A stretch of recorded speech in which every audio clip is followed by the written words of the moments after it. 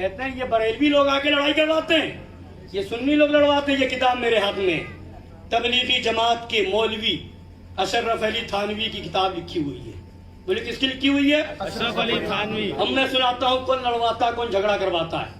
ہندوستان میں 1857 سے پہلے کوئی ایک وہابی یا دیوبندی یا تبلیغی جماعت والا یا جماعت اسلامی والا ہو تو لا کے دکھاؤ جی. اٹھاؤ تاریخ.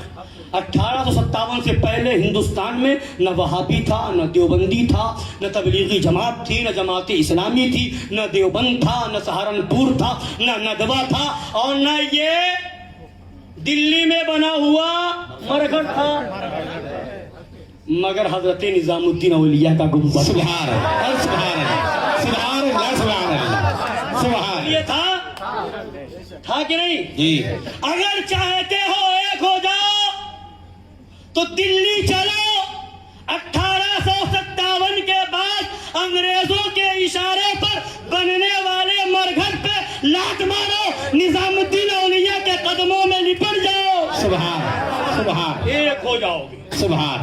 اتحاد ہوگا مگر حضرت نظام الدین اولیاء کے قدموں میں ہوگا. سبحان سبحان. اتحاد ہوگا حضرت غریب نواز کے قدموں میں ہوگا. سبحان سبحان. ندوہ نہ تھا، دیوبند نہ تھا، مگر غریب نواز کا گنبد تھا. بے ان شک. کی چادر تھی، ان کا عرس تھا، ان کے نام پر جلوس تھا، ان کے نام پر لنگر ہو رہا تھا، ڈیگیں چڑھ رہی تھی. سبحان سبحان. لڑائی کس نے کروائی بتا دوں؟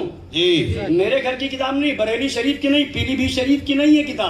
یہ کتاب زکریا بک ڈپو دیوبند کی چھپی ہوئی ہے.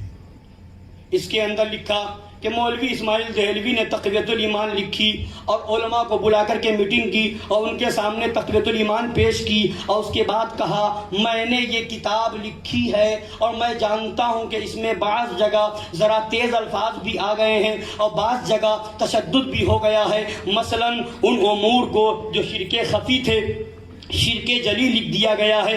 ان وجوہ سے مجھے اندیشہ ہے کہ اس کی اشاعت سے شورش ضرور ہوگی. اس کی اشاعت سے کتاب کے چھپنے سے شورش ہوگی، ہنگامہ، لڑائی جھگڑا.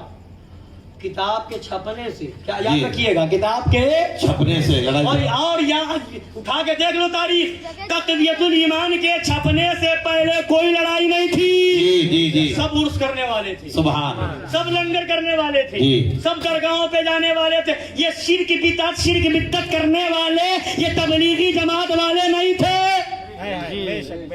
سمجھ رہے ہیں؟ اب آئیے لکھتا ہے آگے، میں نے یہ کتاب لکھ دی ہے، گو اس سے شورش ہوگی مگر توقع ہے کہ لڑ بھڑ کر خود ٹھیک ہو جائیں گے. لڑ بھڑ کے. یہ کتاب ہے حکایات اولیاء، اس کا صفحہ نمبر 83-84. کتاب نام کا نام حکایات اولیاء ہے. اس کے اندر یہ لکھا ہے. تو اب مسلمانوں انصاف سے بتاؤ، جھگڑا کروانے والا کون؟ تبلیغی جماعت والے. لڑائی کس نے کروائی؟ تبلیغی جماعت والوں نے. اس لیے اگر چاہتے ہو امن میں رہنا، امن و شانتی کے ساتھ زندگی گزارنا، تو بزرگوں کے دامن سے لپٹ جاؤ. سبحان. حضرات یوسفین شریفین کے دامن سے لپٹ جاؤ. حضرت شرف الدین سہروردی کے دامن سے لپٹ جاؤ. حضرت بندہ نواز گیسو دراز کے قدموں سے لپٹ جاؤ. غریب نواز سرکار کے آستانے سے لپٹ جاؤ. جو ان بزرگوں نے پیغام دیا ہے انہیں اس پیغام کو سینے سے لگا لو. یہاں بھی کامیاب رہو گے، وہاں بھی کامیاب. سبحان اللہ سبحان. یہ ہے ان وہابیوں دیوبندیوں کا عقیدہ. معاذ اللہ ان کی کتاب تقویت الایمان میں لکھا نبی مر کر مٹی میں مل گئے. معاذ اللہ. نبی اپنی بیٹی فاطمہ کو جہنم سے نہیں بچا سکتے. یہ ان کی کتابوں میں لکھا ہے معاذ اللہ رب العالمین کہ نبی جس کا نام محمد یا علی ہو کسی چیز کا مالک و مختار نہیں. معاذ اللہ. ان کی کتاب میں لکھا ہے کہ جیسا علم نبی کو ہے ویسا بچوں پاگلوں جانوروں کو ہے. معاذ اللہ. ان کی کتاب میں لکھا ہے شیطان کا علم نبی کے علم سے زیادہ ہے. معاذ اللہ رب العالمین. بھلا بتائیے ایسا گندا عقیدہ رکھنے والے مسلمان ہوں گے؟ نہیں. بولیے مسلمان ہوں گے؟ نہیں. ان کی کتاب میں لکھا ہے کہ خدا جھوٹ بول سکتا ہے. تو سب سے بڑا آتنکواد یہ ہے جو خدا کو جھوٹا کہے، اس سے بڑا آتنکواد کوئی نہیں. بولیے جو نبی کو اپنی طرح کہے اس سے بڑا آتنکوادی کوئی نہیں ہے. کل تک انہوں نے انگریزوں کے اشارے پر یہ کتابیں لکھی اور لوگوں کو لڑایا اور جھگڑا کروایا اور دیش کے اندر امن و شانتی کو برباد کیا. آج بھی آتنکواد میں پکڑے جانے والے یا تو دیوبند سے تعلق ہوتا ہے یا ندوہ سے ہوتا ہے. کوئی سنی کسی آتنکوادی تنظیم میں نہیں ہے. بے شک سبحان. اس لیے کہ غریب نواز نے امن و شانتی کا پیغام دیا ہے. حضرات یوسفین شریفین نے امن و شانتی کا پیغام دیا ہے. بندہ نواز گیسو دراز نے امن و شانتی کا پیغام دیا ہے.